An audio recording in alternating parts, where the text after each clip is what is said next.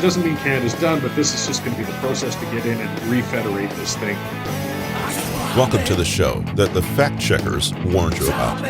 The one that debunks the mainstream narrative and gives you high signal, actionable content that helps you navigate the clown world.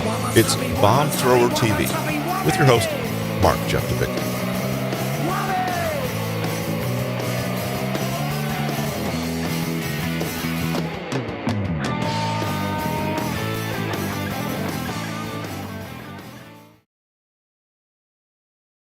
Hey, it's Mark Jeftovic here. I want to give you a quick shout out to ready.ca. This is going to be a Canadian grassroots network for preparation, readiness, and helping each other out in a time when our leaders and our institutions are clearly out of their depth. So head on over to ready.ca, pop in your email. We are still making this up as we go along, but I will be sending out details on how we can all work together through this fourth turning era. See you there. Hey everybody, Mark Jeftovic here with another episode of Bomb Thrower TV. Long overdue, very happy to have Cory Morgan on the show today from Alberta. He's the author of The Sovereigntist's Handbook. Oh my God, the subtitle escapes me. It is Mapping a Pathway to Alberta Independence, right? I believe so. Or was it charting? I've got Charting. It's charting. Yeah. I believe it's charting. I didn't bring a copy. Yeah, I know. And so like my copy's on Kindle, so I don't have the physical one, but I'll edit in a cover, and of course we'll link to it in the show notes.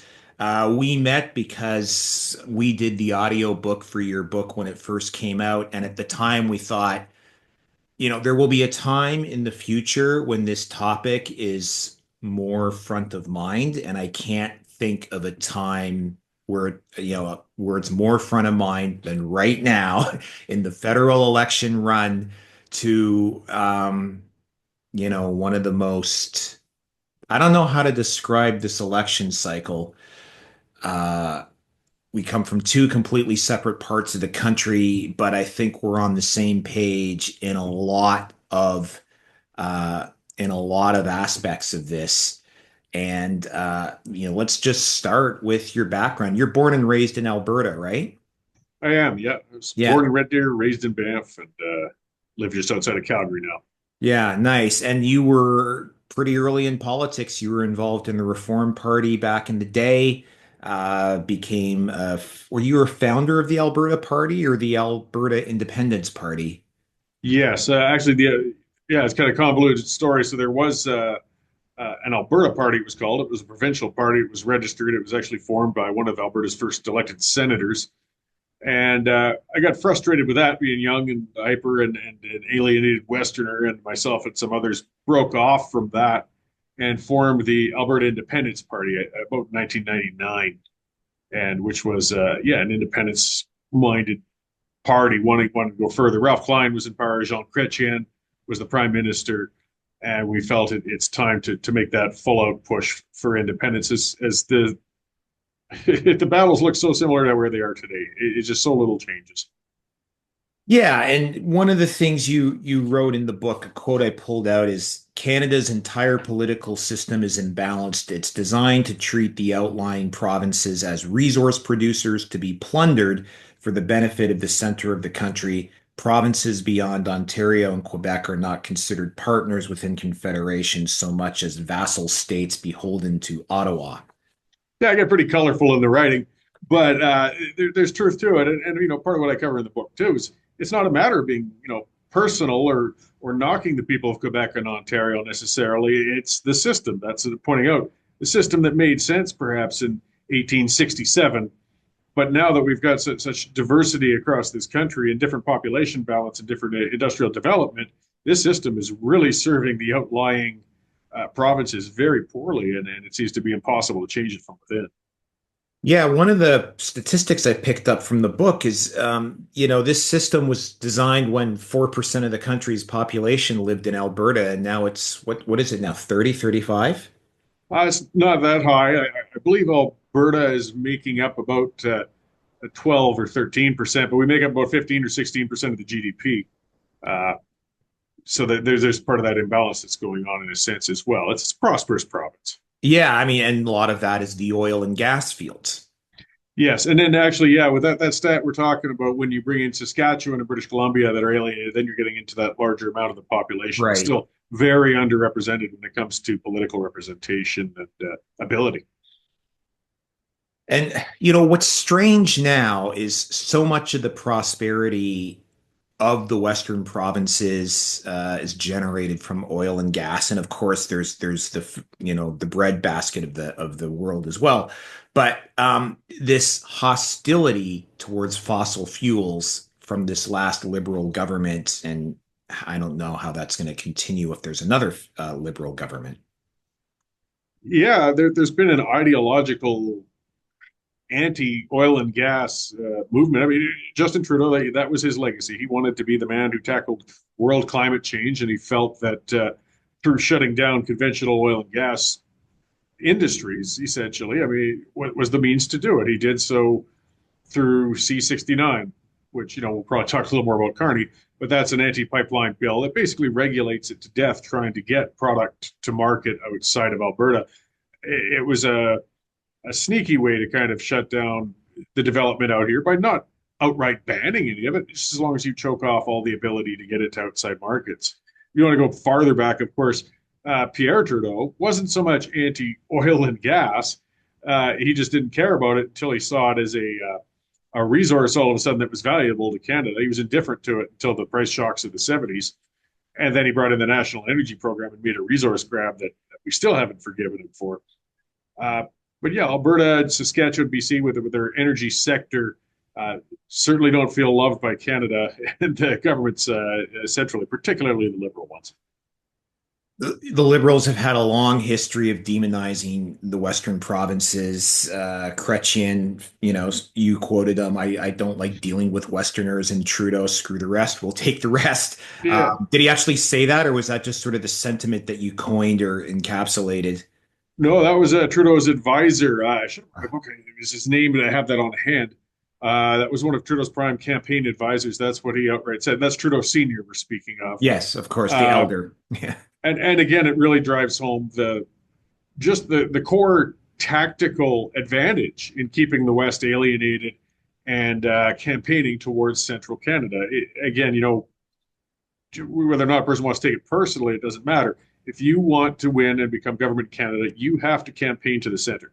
If you try to campaign to the outlying areas, you're not going to form government. Reform Party figured that out well enough, quite successful in the West, but they couldn't break into the East.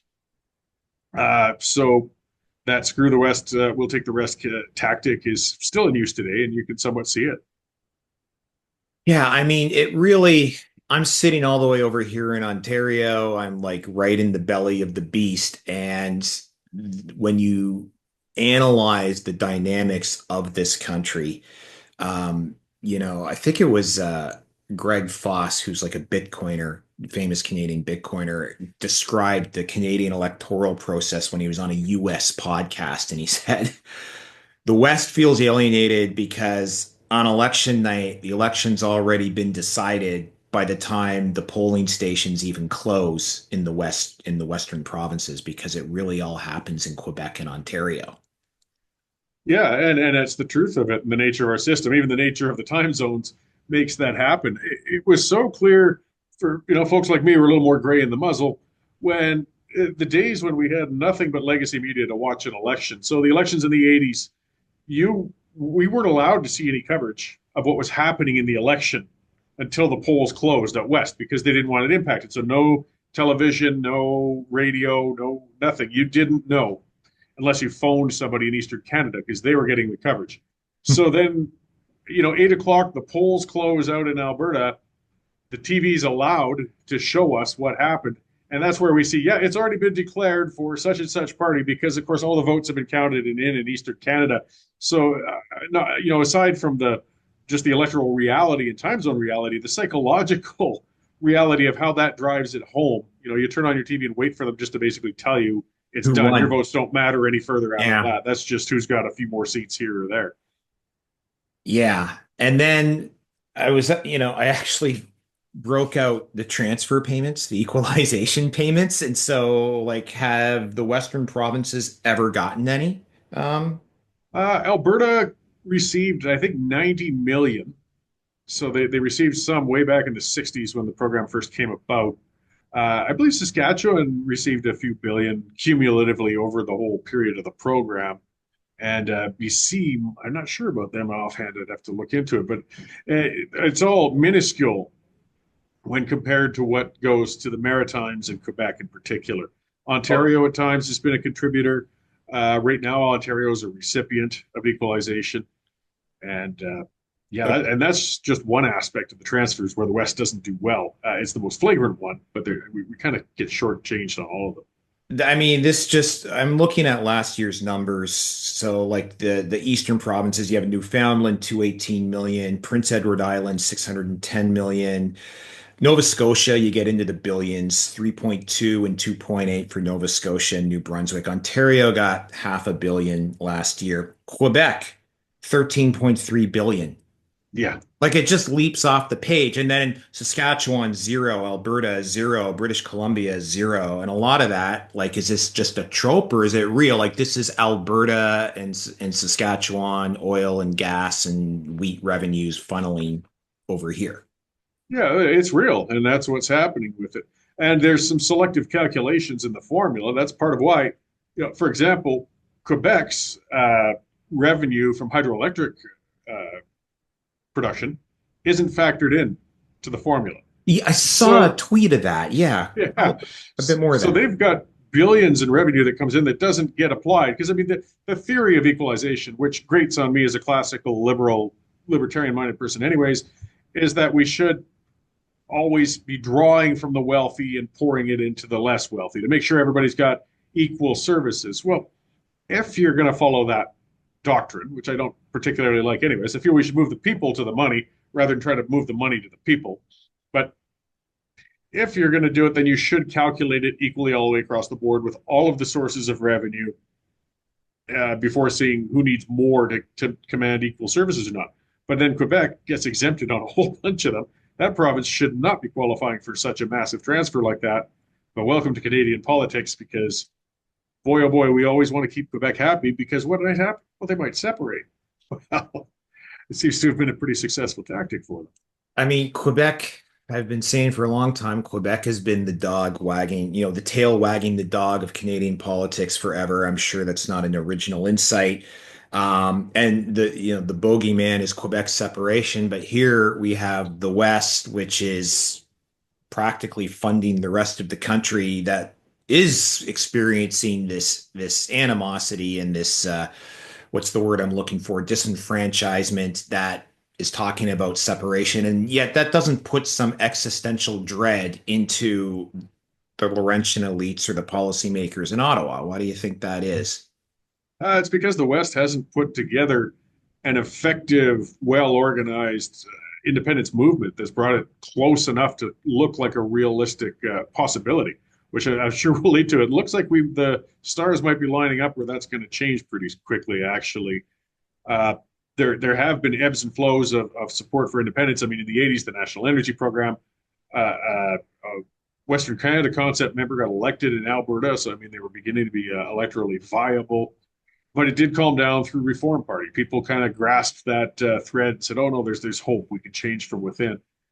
Uh, so if there's not a real fear that the province is actually considering enough, they're going to get up and go, then Central Canada doesn't feel any incentive to worry about what Alberta is going to do. And Quebec, on the other hand, they came within a percentage point of going in the 90s. Their movement is very viable and real. And I mean, it might not be as high at the moment, but it certainly is conceivable that it could reach that tipping point. So when I'm on a place like Twitter X, what we call it now, and it's obviously we all subscribe to people that we sort of follow. And when I look at it, I see your feed, I see Marty up north, I see these Albertans, and it looks like there is a real impetus, a real momentum here, a real sort of grassroots groundswell for this to happen. Now, how does that compare to like reality on the ground in Alberta? Is is there this awareness, or are most people kind of oblivious that this is gathering steam or impetus? It's coming up more. We're seeing Premier Smith addressing it. We saw Preston Manning recently address it in this election. I mean, these are tuned in Albertans who are not even necessarily supportive of the independence movement, but they understand this is becoming real. This is gaining strength. As I kind of say in the book, we look at the alienation, the governments, the policies like waves. When you're at a beach and they come forward and then it goes back, and they come forward. But every time that wave comes forward, it actually creates a few more strong, dedicated, independence-minded people, and it's building and it's building. Polls 2 years ago, I believe it was, like before the book was finished, or just after the book was finished, showed support being 24% in Alberta for independence, outright support for independence, not considering but wanting to go. And I was reading the articles on that, and they actually said from legacy media, see, there's no real separatist movement in Alberta. There's no independence movement out there. It's only 24 or 25%. Whoa. When you got 1 in 4 people saying they want out of Confederation, that's pretty darn serious. That's what would have been considered a fringe viewpoint, and you've got 1 in 4 people considering it. Now we've endured 2 more years of a government that we've despised, that has really not been friendly to the West. And we've thought, we're kind of leading up to where this is going, thought that, okay, the cycle is going to continue, though. We're going to get a breather. Canada's ready to move on from the Liberals for a little while. And they went and changed the head of the snake. And it looks like Canada said, you know what? Fine, we're going to give them 4 more years, maybe 10 more years. That 24% is going to expand dramatically if we see another Liberal government. There's no getting around that. All right. Parenthetically, I'm going to say I call bullshit on all the polls and I call bullshit on the mainstream media. Well, they're paid the bullshit. Yeah. So I actually still think we're looking at a CPC blowout. That could be wishful thinking on my part, but let's now park that and just say, okay, we're looking at the polls. It looks like this change the head of the snake gambit is working. I don't know how, but it is. Yeah. What has Carney's messaging, has it been at all conciliatory towards the West in any aspect? Not even slightly. And I mean, if you look at his past writings, he's as much of an ideologue as Justin Trudeau ever was when it comes to the net zero pursuits, the shutting in of conventional oil and gas. The most telling thing recently was when, of course, he was doing all the talk, because people did recognize we are very poorly placed in Canada, having essentially only one customer for our oil and gas exports, and we need to get our pipelines to the coast. I mean, that's what we've been screaming here in Alberta for 50 bloody years. But okay, suddenly we've discovered this might be an idea, and he says he's going to facilitate it. But then when he was asked about Bill C-69, which not everybody's familiar with, but that's the anti-pipeline bill. It's a bill that makes it virtually impossible to get a pipeline approved and built. And Carney said outright, no, I'm not going to get rid of C-69. Well, then you're lying. You're outright lying. If you really want to get pipelines to the coast, the first thing you have to say is we're getting rid of that bill. And if you will not get rid of it, he's got no interest in getting more economic development to Western Canada. He's just saying what he feels he has to say to get elected. And I don't expect we're going to see any progress. We'll just see more further shutting in of our resources. And so for the listeners who are not familiar, and in fact, I'm not overly familiar with Bill C-69. This is a bill brought in by, I guess, the Trudeau Liberals put this in, and yes. it prevents new pipelines from being built. Yes, it puts in such onerous regulation. It doesn't help any with that picture. Yeah, I know. I'll see if I can lighten it up in the mix. Yeah, the sun's moving over there. Yeah. We got somebody else in the boardroom said, "Can we Yeah. this off?" It brings on some crazy heavy regulations. One of which is what kind of killed the Energy East project when they were working towards bringing a pipeline to the east, which would make the oil companies responsible for downstream emissions of the product. Oh my God. Now, no private company is going to sign on to a liability like that. It's like telling an ammunition company, you're going to be taken to court if somebody takes one of those bullets later and uses it in a crime. Yeah. So if we export the oil to another nation and they don't burn it in an area with, I don't know, catalytic converters or something, the oil company is actually going to be on the hook for those emissions. It's ridiculous and it's absurd. And they know exactly what they were doing when they put that in. And that's when TransCanada said, well, we're out of Energy East. We're not signing on to that. We can't do that. So it's a poison pill. We cannot develop reasonably that sort of infrastructure. It goes on to many other industries as well. We've got uranium out here. We've got forestry. We've got agricultural products. But when we have a government that just feels those aren't a priority in helping develop, we just don't, it feels futile. Yeah. And Carney has specifically said he wouldn't scrap C-69. He said outright on that one. Yeah. So, Yeah. So you're you were saying in the book, this is not going to happen with a single issue party in Alberta. This has to be a grassroots movement. And in your mind, the next step or the what's the word I'm looking for? The catalyst for all this has to be a provincial referendum. yes. Uh, does the Liberals winning help or hinder that cause? There's no doubt it helps the cause. But, this cuts two ways, and I'll kind of explain that in a moment. But if the Liberals are brought back in, it will bring about just such fury and frustration and a sense of futility, like nothing we do, it seems, no matter how badly abused we are, we can't seem to change this system. So people will say, well, maybe we can get the hell out of the system.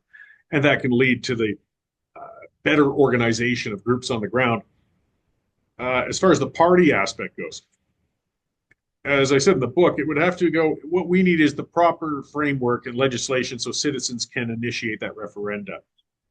Alberta's legislation is garbage for that. Premier Kenney brought in a referendum legislation, but he set the bar so impossibly high with a short timeline that we're never going to initiate one in this province.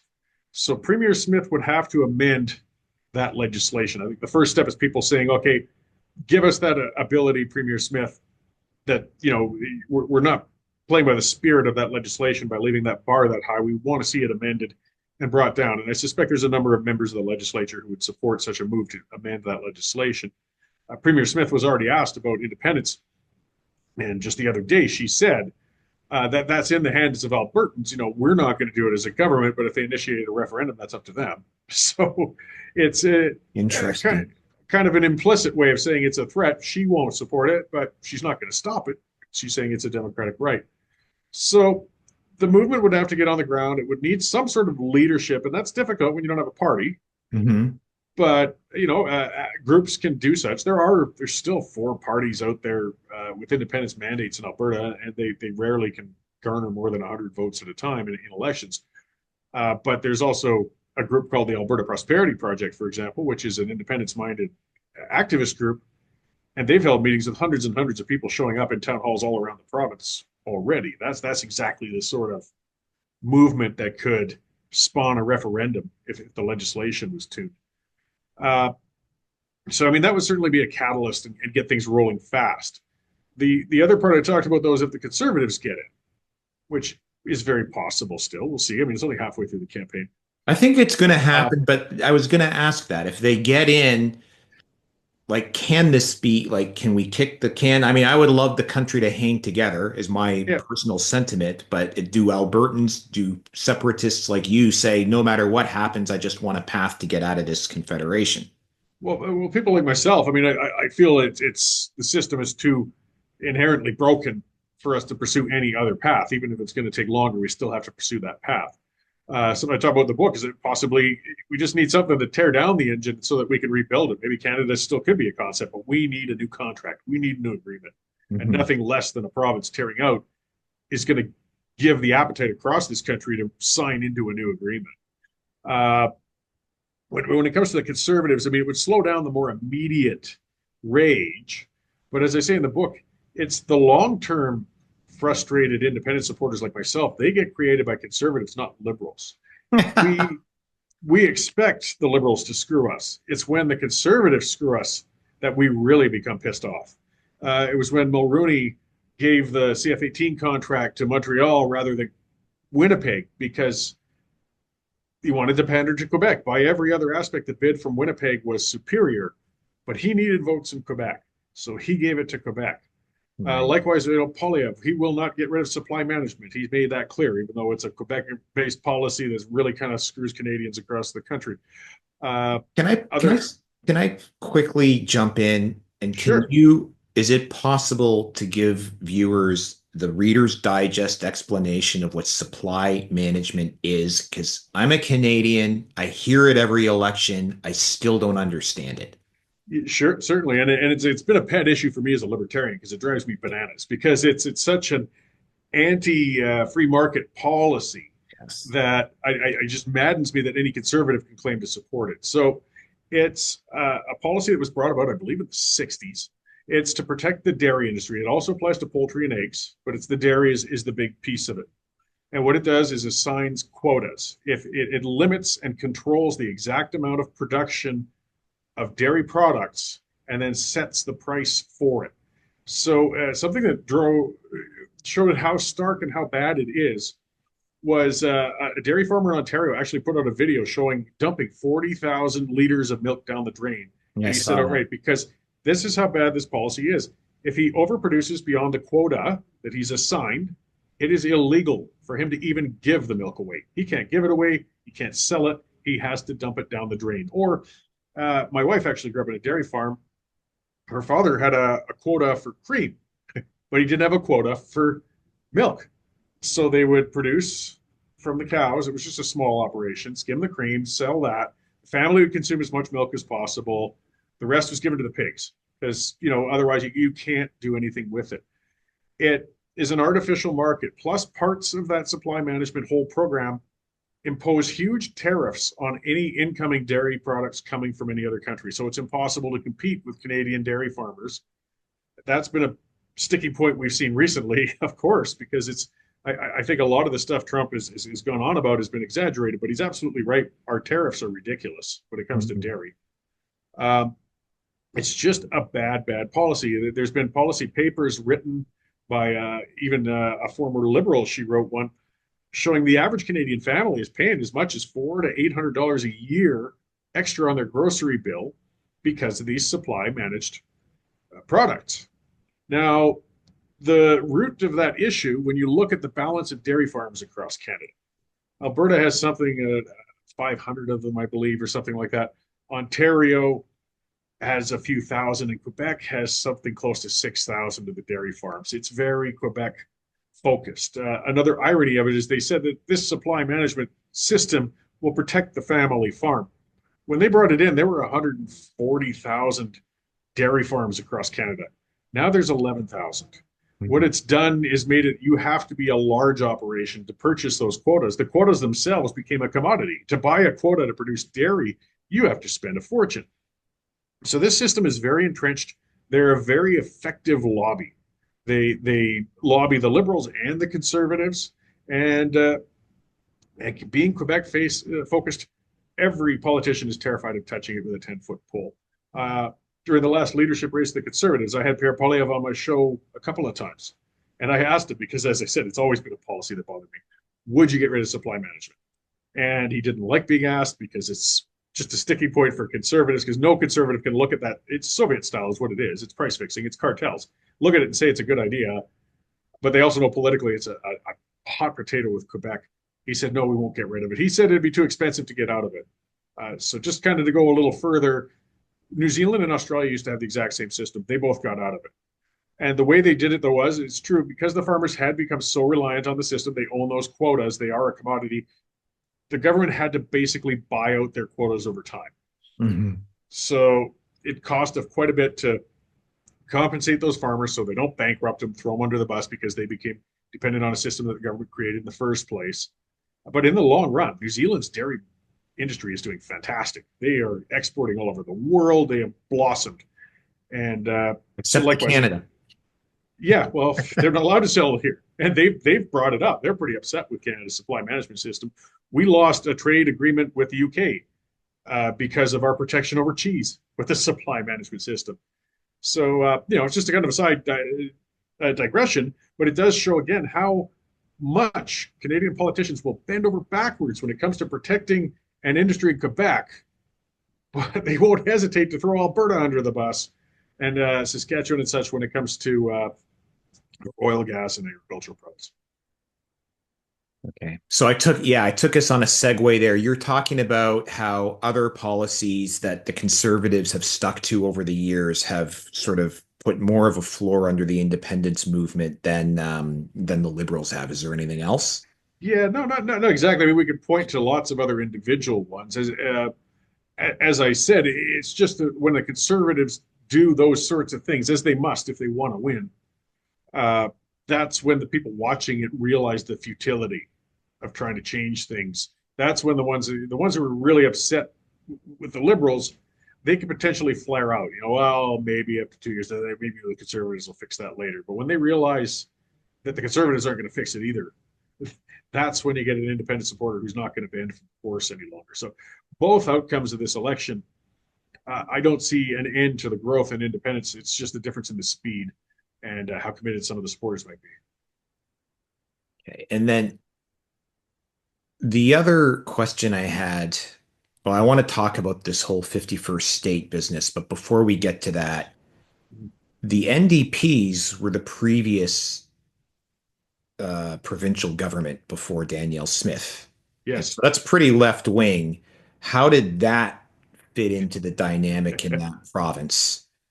That would set back the independence movement without doubt. One of the things I say in the book too, if you want this movement to be real, if you want to be credible, you have to be able to point at your own government and say, we're going to be better than that one. When you put the NDP in here, as I think I said in the book, do you want to say Prime Minister Notley? Like, now we're going to have an NDP prime minister who's even worse than a liberal one. That was a consequence of a vote split, though. I mean, the NDP was never popularly elected in Alberta. We've managed to come up with a magical formula with having the Wild Rose Party, a provincial party, fighting with the Progressive Conservative Party, both of which were on the right side of the spectrum, duking it out, while a personable leader with the NDP managed to slide up there and garner a majority. Thus is the nature of democracy in a first past the post system. That sounds familiar. Yes, it does, doesn't it? That was something we did ourselves, and it set things back. Absolutely. I mean, how can we have confidence in ourselves to be better if we can't even clean up our own backyard? Yeah. And so now the big wild card, or it's not even a wild card, it's kind of like a bomb being thrown into the mix, was Donald Trump and his 51st state talk. And it started about patrolling the border. Was it ever really about that? Then it became like an epic troll, the governor of Canada, and now a almost backhanded endorsement of Carney. So where to start here? Would a separate would a Alberta secessionist movement eventually inevitably wind up as the 51st state? I don't know. That's one thing's hard to say. As a guy who writes, I don't feel the appetite is there. It definitely won't be people leaping straight to the 51st state if it ever happens, which I do kind of think is unlikely. The progression of events, I mean, is just even looking at Canadian legislation and so on would mean we have to have an independence referendum first. We got to get out of this agreement before we even consider signing into another one. And there's been a lot of people standing up in Alberta saying, I'd love that. I'd rather join the states. That's a loud minority, I believe. I did a speaking tour with the book to a bunch of those Alberta Prosperity Project meetings, actually. And Dr. Dennis Modry was the first speaker. And you kind of repeat things as you go. And he would always start out with the room with a straw poll, getting people holding up their hands. What would you like to see? Would you like to see a stronger Alberta within Canada? A few hundred people in the room and a handful of hands would go up. Yes, we just want to stay within Canada, but be stronger. They're saying you want to be completely independent Alberta outside of Canada. The majority, that particular curated room, the majority put their hands up. And he said, would you want to become the 51st state? Because it's always hung in there as an option. And again, that was a very small minority of that room. So this is a room of independence-minded people. But even then, it was only a small amount wanted to jump to the states. They were pro-Alberta, not necessarily they love the USA. They're comfortable with it, but it doesn't mean they want to join it necessarily. The other Hmm. aspect is, despite Trump's trolling and everything else, I don't know if there's that much appetite for the rest of the United States to do that. It's just so much farther down. I mean, independence is already a difficult road and on an almost unlikely path. When you talk 51st state, now you're narrowing that down to a much tinier likelihood. I couldn't see it happening until at least after the provinces exited the formal federation to begin with, and then might be considering a second referendum after that. Right. And I mean, we're probably talking decades of runway at that point. Yeah. It's funny because I live here in, well, it's not funny, but so I live in Toronto on the West End, very troubled by what I see going on in this city and in this province. And uh, if it were up to me, we'd have left. Well, maybe not, but my wife is an immigrant from Barbados, and she loves it. She loves Canada. She doesn't want to go back to Barbados. And she's like, and she doesn't want to move to the States. She's like, I'm not moving to the States. Um, but she said on and off in the past, she would think about Alberta. She said, if you really, if we have to go and Alberta is doable. So it made me think of, we wouldn't do this, but this happened like everyone fleeing California to Texas because of the high taxes and terrible crime. And Yeah. then they get to Texas and they start voting in left-wing politicians and sort of re-implementing, starting this process of taking Texas down the same path that they took California down and then fled. I mean, it's very early to even think about this kind of thing, but how do independent-minded Albertans think about, oh, all these Ontarians are going to come in and what if they do the same thing as the Californians, or will they assimilate? Or is Yeah. that ever an issue? Does that ever come up? It is, and it's narrow thinking. When independent supporters bring up that sort of thing, they forget the people, the majority of the people who came to Alberta or Saskatchewan, for that matter, or BC, whether from other countries or within our own country. These are people who had the courage to leave their comfort zone, leave their friends and family, take a chance, move to a new area, and try to do better. That, for the most part, is not a liberal mindset. A liberal mindset is, I want to stay here. I'm entitled to all this stuff. You've just got to send it to me.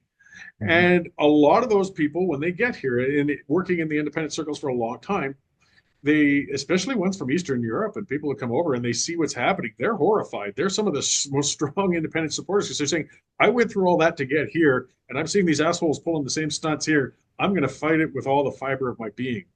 And if we get some uh, I'll call it intolerant, born Albertans who stand in the room and say, "No, we've got to, stop those other ones." Well, for one, you're going to drive some supporters out of your own room right off the bat because they're offended. They came here, they worked their butts off like everybody else, and now you're calling them jerks because they came from another area, or considering them a threat to your movement, and they aren't. They are some of the strongest supporters. And I like to remind people, I say it. Look, Rachel Notley was born in Alberta. So some of our worst, as far as governors and so government type people, are born here because they were entitled. They got it lucky. They did all right off the bat. So you do want to worry about an influx of people who can mess up, a movement, but to be too paranoid isn't the right way to go about it. You want to see that as a strength, and it certainly can be. They should be embracing the new Albertans, whether they're coming from other parts of the country or other parts of the world, because they want to preserve this new homeland they've made and make it as strong as possible. And that's the mindset that independence-minded people have to work on because they have screwed that up in the past. Yeah, I mean, I've got a fair number of first and second generation Eastern Europeans on my team here, and they've seen this movie before, right? Yeah, Like, yeah, communism is bad. Like there's no way to sugarcoat it. Why are we going down this same direction as, the place where either I fled. I've got a sea-level guy who remembers the hyperinflation in Yugoslavia. He's like, yeah, I was a kid, but my mom would come home on Monday night. She got her pay packet and she'd run straight back out and go shopping so that we could get some food before the money evaporated to nothing. Yeah, And in a lot of ways, we're headed. This is a little outside of our discussion, but it's very yeah, much relevant actually, because it could be a catalyst. But I follow Bitcoin, I follow economics, I follow finance, and I've said, especially now with the tariff wars and Carney, and I think even the CPC saying, we will support Canadian workers to whatever extent is necessary, which means money printer go burr in Canada. We have the background conditions for a hyperinflation in Canada. By hyper, I mean like a high inflation. I don't mean yeah, wheelbarrows full of money hyperinflation, but maybe like a turkey hyperinflation, like 37, 57% a year, and the Canadian dollar falling to 10 cents US. That could happen. yeah. Absolutely. It was a very know, life-changing moment for me. I got lucky. I got to tour the Soviet Union back at the end of the '80s before they Oh, went wow. communist. And I smoked back then. And I remember buying cigarettes for 25 kopecks a pack, or no, 50 kopecks a pack, which worked out at that time to like 25 cents because it was two Canadian dollars to a ruble. And now I don't know what the heck it is, 1,000 rubles to a dollar or something like that. The ruble is worthless. It's still worthless. Their whole economy had to adapt due to that inflation. It didn't hit the Venezuelan level of hyperinflation or some of those African countries, Zimbabwe, I think, went bananas. But it's bad. And that it can't happen. And socialism is always the driver for that. So I've always gotten awareness. I didn't live it, but I got to see how bad socialism and communism are for an economy and for people in general. And that's part of what I cover in the book too, is people have to understand it's not even necessarily your resources or your location, your proximity. It's the government that makes the wealth ability for people or not. And it's one of my favorite counterpoints when, the first thing people ask about independence movement in Alberta, you'd be landlocked. Well, for one, what's to say we aren't already? And Yeah. we're not exactly doing well getting across this country as it stands. The other part is if the only determinant of prosperity was access to deep water ports and having oil, Venezuela should be the richest country on the planet. And if being landlocked meant you were going to be poor, how did Switzerland get away with doing how they're doing? Because it's one of the richest countries on the world. In both cases, it's a matter of better governments. Venezuela's socialism destroyed what should have been one of the richest countries in the world. Switzerland's wise, rational, decentralized government has led to them having very few resources, but still being a strong, prosperous, independent nation with no coastal access whatsoever. So we got to focus on the system. That's what I keep repeatedly saying in the book too. Not the people, not the geography, not the resources. It's the system. Canada's system. It's not as bad as Venezuela's, but it sucks. It's speaking of Venezuelans, there's some Venezuelan Canadian Bitcoiners who, well, actually, they're no longer Venezuelan Canadians because they fled. They relocated their entire business to the Cayman Islands. And Mm. so, and I wrote an article about this saying when the Venezuelan expats are fleeing the country, you got to take notice. Yeah, And they're like, we've seen this movie before, and we're not yeah. sticking around for a repeat. And that's what I was saying. I want to see them stay. Then people stay and build this to stop the incoming uh, socialism rather than flee, because then we've really lost an ally.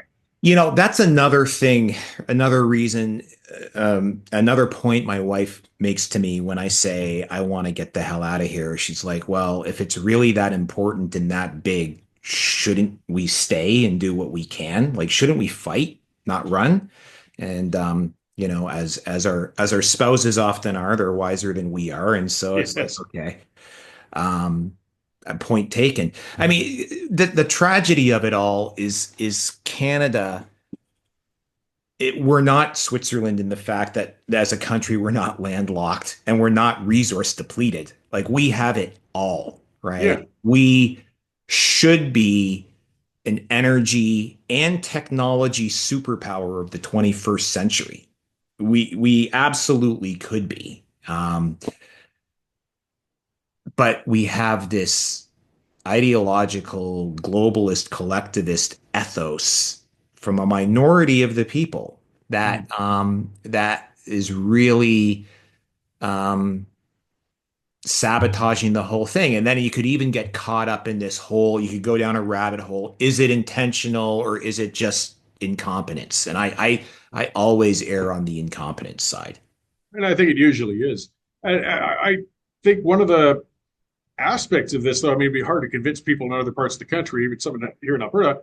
But I believe that if a Western province or any province could break out and shatter this agreement, it could be better for all of Canada in the longer game. As you said, Mhm. we've got it all here. I mean, we've got a relatively peaceful nation, loads of resources, highly educated, healthy. We should be one of the, I mean, when you compare us to Africa, we see people who go to the lowest common denominator. Well, you're way better in Rwanda. Okay, but I don't want to measure against the bottom. I want to measure against the top. Yeah. And if we could redraft this system, if we could decentralize this government, we can recognize our strengths in a new system and properly utilize them. As I said, we've been trying to fill holes in demand through poorly planned mass immigration. We paid a terrible price for it. Shortcomings in housing and healthcare resources, all sorts of things. I mean, we do need to have immigration to keep prospering. We know that, but it has to be planned immigration. Plus, we should be starting by balancing our population in the country first. If you've got mass unemployment in Newfoundland, Nova Scotia, Cape Breton, and in a worker shortage in British Columbia and Alberta, why are we bringing somebody from North Africa to fill the shortage out here? Let's start first by trying to encourage people to migrate across the country first and balance it. So we aren't paying a bunch of social services into an area that doesn't have the resources to sustain it, and then pouring people in who have a large adaptation challenge into an area that has a labor shortage immediately. Like we aren't using our own resources effectively within the country. And it's not an anti-immigrant view. We still need people from all over the world to come in, and we should. And it's nice that we can welcome them. But we've got the resources here first. But instead, we're artificially trying to keep it by giving more and more equalization to those outlying provinces and draining from the productive. I mean, socialism again, 101, and it's harming us. If we redrafted the agreement, this country could be far, far better from coast to coast. But it's got to start, I think, with an independence movement. When I was, I might be dating myself here, but when I was a student in the late '80s in college, I had this idea that Ontario should separate. This is during the Quebec referendum, and it was like Ontario should separate, like screw the rest of the country. Yeah. I lived in a bubble and I didn't really understand very much, but I think, and then later when I realized that Toronto is like 22% of Canada's GDP is in Toronto, I was like, Toronto should be an independent city state, right? And I like registered sovereign.to because I'm a domain guy, and then I realized like Toronto is way too left wing for that as it stands now. But I think the unifying theme to all this is that, I was listening to you talk about Quebec and how we have all these bad policies to keep Quebec, placated. Is that I found myself thinking maybe Quebec should separate. It would take a lot of that odd dynamics out of the equation and the rest of the country could rebalance. But when I think that through, where I keep winding up is just the rest of the country has to fire Ottawa. Like we have to eliminate the federal government basically and just redraft that agreement as you say, and maybe something like Alberta succeeding in a referendum would redraw that map. Yeah, or Quebec succeeding might redraw it too. Yeah. We're both at the same age. We kind of lived through Meech Lake and Charlottetown. Yeah. Those were strong efforts to change the Canadian Constitution. I don't think they even went far enough, but they were relatively modest compared to what I think needs to happen. But they tried to go through the process, which is a difficult process. Actually, it's an impossible process. That's what it demonstrated.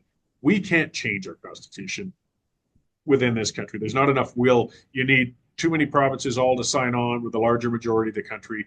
There's no substantial changes ever going to happen to the Canadian Constitution as it stands. So then that means we got to tear it open. Yeah. And the only way I can see to do so is for a province having left. Once a province is left, the federation is over. The agreement is done. Like we've got, it doesn't, nullify what's left for the other 9 provinces, but we're suddenly going to see a heck of a lot of motivation to maybe redraft something on the part of all Canadians. Yeah. That's the catalyst. Yeah. Yeah. And as I've said in the book, I've said that the public speaking things, whether, the day after independence, what does that mean? Does that mean a new agreement or negotiation with Canada? Does that mean these provinces stay as 10 independent units? Does it mean, I don't know, the world's our oyster. I think there's room to rebuild Canada after that. There's a very respected late columnist and publisher in Alberta named Ted Byfield. And he used to call it refederation. I like that word. That was his vision of it too, was, it doesn't mean Canada's done, but this is just going to be the process to get in and refederate this thing, pull it back together. But we're just not going to be able to try and do it piecemeal or through the constitutional formula that we have, because it's just unworkable. And I find in having that discussion with people, when you can get that long-term discussion, it helps soothe, because it's the feelings, and feelings are real. Sentiment is real, and attachment to the concept of the nation is real. Well, again, that's why I keep focusing on the system. If you can look at it that way, then you can still value Canada. You just understand that it's being poorly served by the document that's holding it together right now. And you can still love Canada and hold it together. You just got to change the deal. That's probably a good concluding thought right there. How do people follow you, and what else can they do to follow the Alberta separatist movement? Sure. Well, with me, I'm pretty easy to find. I mean, if you Google Cory Morgan, I'm pretty prolific. I write for the Western Standard and Epic Times. I have a regular show on the Cowboy Network and a few other channels. As well, if you really want to see me unfiltered, go on X and at Cory B. Morgan. Finding the book, of course, Sovereignist Handbook on Amazon, and at the audiobook version, of course, out there. And people really like that these days, listen to it on the drive and whatnot. Yeah. So just do a search, you'll find it. And as for the independence movement in general, just keep looking. There's Alberta Prosperity Project. There's a number of parties promoting that sort of thing. And I suspect, as I think, perhaps you do and a lot of others, that we're going to see a lot of movements suddenly spring up like daisies if the Liberals get back in, and it's just be a matter of whether it's sustainable or not. Time will tell. Yeah, I'm on one hand, I can sort of, if I was an Alberta separatist, I would want the Liberals to win from an accelerationist point of view. And here in the Bitcoin circles, there's a sort of like a subcult of Bitcoiners called accelerationists that want socialist collectivists to win to sort of hasten the demise of the economic system. I am not an accelerationist. I just sort of watch the world accelerating and try to navigate it as best I can. So I would like to see, as I said, the band stay together. I'd like to see sanity return to Canadian politics within the system as we have it, and try and fix things. But it's really not up to you or to me. It's up to I guess the wider population, and we'll see what happens on the 28th. We certainly will. It's going to be interesting, if nothing else. Yeah. I call it a national IQ test, and we're going to have to find out if we pass or fail. But Cory Morgan, thanks for coming on Bomb Thrower TV, and let's catch up again on the other side of all this. Yeah, you bet. I'm sure there'll be lots to talk about no matter what the outcome is. Okay. Take care. Thanks.